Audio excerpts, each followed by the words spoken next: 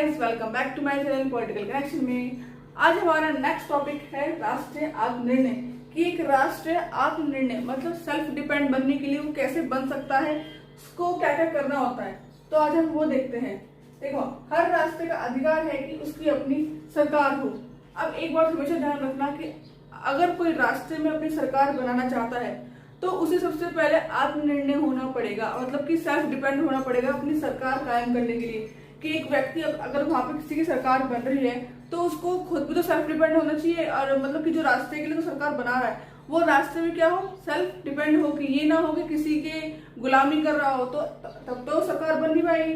जब हम आत्मनिर्भर बनते हैं तभी तो सरकार हम बना सकते हैं। तो आत्मनिर्णय लेने के लिए क्या होना चाहिए, सरकार का वहां पर राष्ट्र का क्या होना चाहिए कि वो आत्मनिर्णय बन सके।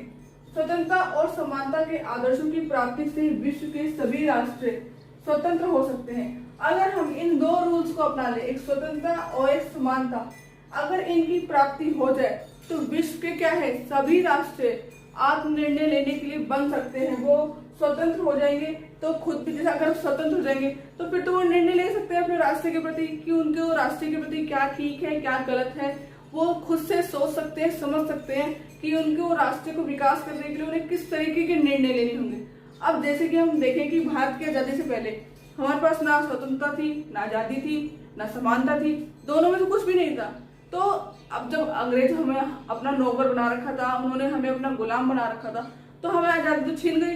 साथ साथ समानता भी नहीं थी कि अगर हम उनके समान हो जाएंगे तो हम क्यों उनकी गुलामी करेंगे। तो अंग्रेज तो चाहते ही नहीं थे कि हमें आजादी मिले या फिर हम एक समान हो। पर लेकिन क्या करा, हमने अपने लिए लड़ाई करी, युद्ध करा और उनसे जीते भी, उनको यहाँ से हटाया भी। तो इसके लिए क्या है, हमने स्वतंत्रता और समानता इन दोनों को अपनाया, तभी तो भारत आजाद हो पाया। और तभी भारत में इतनी विविधता होने के बाद भी हम ये मतलब अच्छा देश चल पा रहा है। इतनी विविधता के बाद भी किस वजह से, समानता की वजह से। क्योंकि यहाँ पे संविधान में क्या है, सबको समानता दी गई है, एक बराबर दी गई है। तो इन्हीं दो जो आदर्श है, ये जो हमारे दो रूल्स है, इन्हीं मेन की वजह से हम क्या करते हैं, विश्व के सभी राष्ट्र में स्वतंत्रता पा सकते हैं। अगर ये दोनों नहीं होंगे तो स्वतंत्रता किसी भी राष्ट्र में नहीं हो पाएगी, मिल पाएगी। विश्व की शांति आत्मनिर्णय के सिद्धांत को स्वीकार कर लेने पर निर्भर करती है। अगर हम विश्व की शांति चाहते हैं तो शांति किस तरह से हो सकती है। अब वो शांति नहीं, शांति का मतलब है कि सब कुछ लोग आराम से रह सके, चैन से रह सके एक राष्ट्र में। तो उसके लिए क्या होना चाहिए, उसको आत्मनिर्णय बनना पड़ेगा। और उसके लिए उसको क्या होगा, उस राष्ट्र का स्वतंत्रता और समानता, ये दोनों उसके पास होनी चाहिए। तभी क्या है, एक विश्व की शांति तभी बन सकती है, तभी हम विश्व में शांति को स्वीकार कर सकते हैं जब हमारे पास ये दोनों रूल्स अपनाए जाएंगे। ठीक है, अब हमारा आत्मनिर्णय के अधिकार से कठिनाइयां। अब जो हमें आत्मनिर्णय, ठीक है हमने अपना सेल्फ डिपेंड तो बना लिया अपने आप को, ठीक है हम कहते हैं अपने राष्ट्र को बना लिया।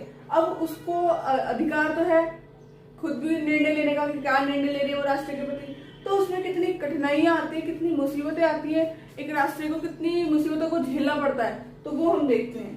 अब राज्यों की सीमा में बदलाव, जब एक राष्ट्र को हम आजाद करते हैं किसी की बंदिशों से, जब उसे स्वतंत्रता मिलती है तो उसके राज्यों में भी क्या होता है, कहीं ना कहीं सीमा में बदलाव होता ही है।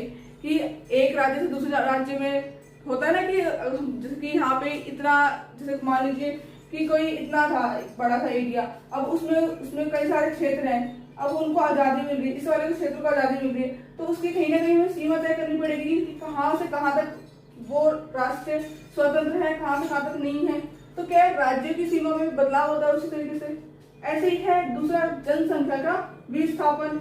अब जो लोग हैं, अब जो यहाँ पे जो लोग हैं जो अभी आजाद नहीं है, वो भी चाहेंगे कि हम उसमें जाए, इसमें वो आत्मनिर्णय बन चुका है जो राष्ट्र। तो क्या है, लोगों का भी विस्थापन होता है, लोग भी एक जगह से दूसरी जगह जाते हैं, सांप्रदायिक हिंसा का शिकार होते हैं लोग, धर्म के प्रति कहीं ना कहीं शिकार होते हैं, अलग अलग संस्कृति के अलग अलग राज्य। अब कुछ लोग क्या सोचते हैं कि हमारे धर्म के अलग अलग लोग हैं, हम सबको अलग अलग राज्य चाहिए, सबको अलग अलग चाहिए।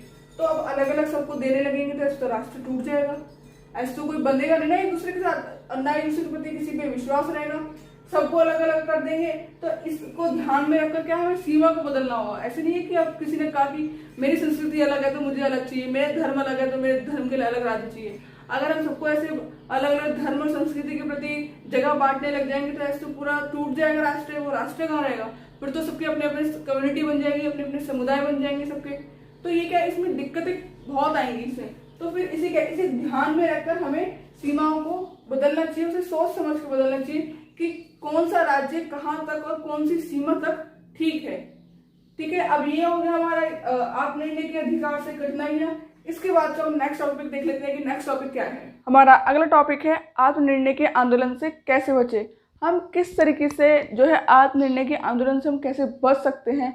अभी तक हमने ये तो समझा था कि आत्मनिर्णय आंदोलन के लिए हमें कितनी कठिनाइयाँ झेलनी पड़ती है, कितनी मुश्किलों का सामना करना पड़ता है, तब जाके एक राष्ट्र आत्मनिर्णय के लायक बनता है।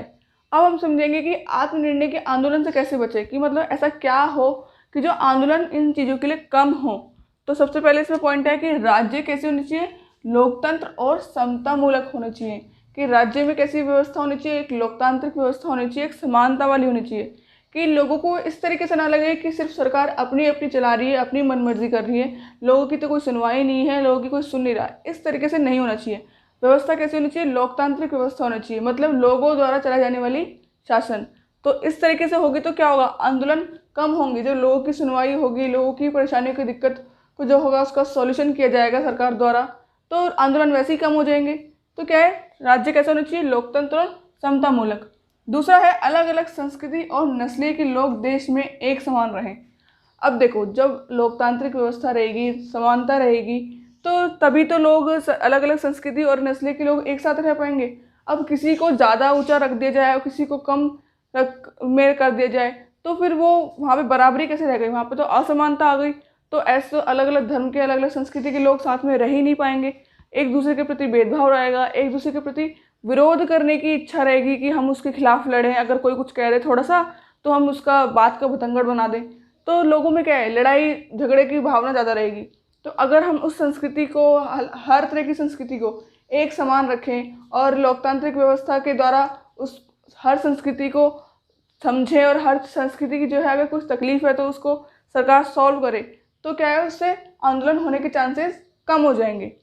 ऐसे ही है थर्ड पॉइंट, अल्पसंख्यक समूह के अधिकारों और उनकी संस्कृति की पहचान की कद्र करना।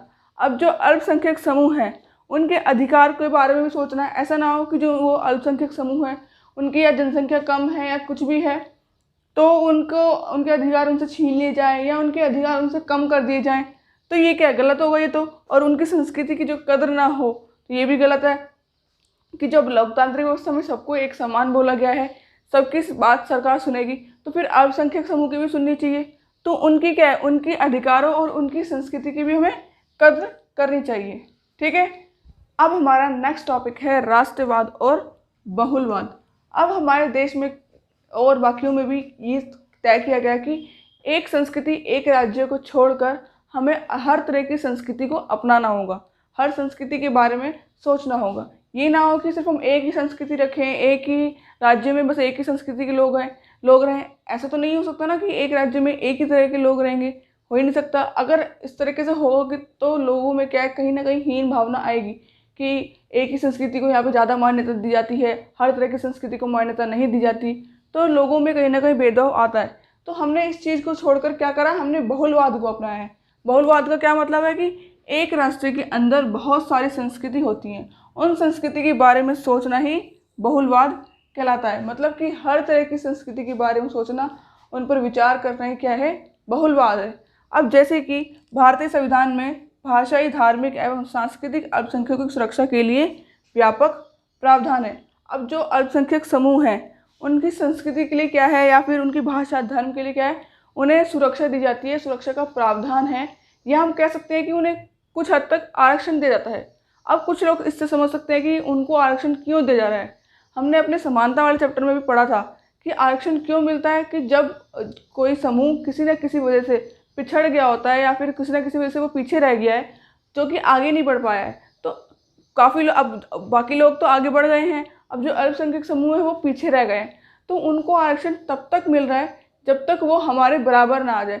जब वो औरों के भी बराबर आ जाएंगे, एक समान हो जाएंगे, तो उनको आरक्षण देना बंद कर देंगे। लेकिन इसमें क्या है, कुछ लोग सोचते हैं कि भाई आरक्षण देना गलत है, कि अल्पसंख्यक समूह है तो क्या हो गया, उनको आरक्षण देना गलत है। ये वैसे तो संविधान में सबको एक समान बोला गया है, सबको एक समान बोला गया है, लेकिन आरक्षण उन्हें किस बात पे दिया जा रहा है, क्योंकि वो और लोगों से पिछड़े हुए हैं, पीछे हैं। आप तो अपना बढ़ते ही जा रहे हैं, बढ़ो, आपको तो कोई रोक ही नहीं रहा, लेकिन जो पीछे रह गए हैं उनको भी तो उठाना जरूरी है। अब वो बिल्कुल ही नीचे दब जाएंगे तो ये भी तो गलत है। तो आरक्षण उन्हें तब तक ही मिल रहा है जब तक वो हमारे बराबर ना आ जाए। जिस दिन बराबर आ जाएंगे तो उस दिन आरक्षण बंद हो जाएगा। तो ऐसे में कैसी लोकतांत्रिक व्यवस्था में ये जरूरी है कि वो अगर ऐसी चीज़ों से देश में जुड़ी हुई चीज़ें ऐसी हैं तो उन्हें अपनी उदारवाद और दक्षता का परिचय देना होगा। तो आई थिंक मेरे को लगता है कि आपको सारे टॉपिक समझ में आ गए होंगे, अच्छे से क्लियर हो गए होंगे। तब तक के लिए देखते रहिए पॉलिटिकल कनेक्शन।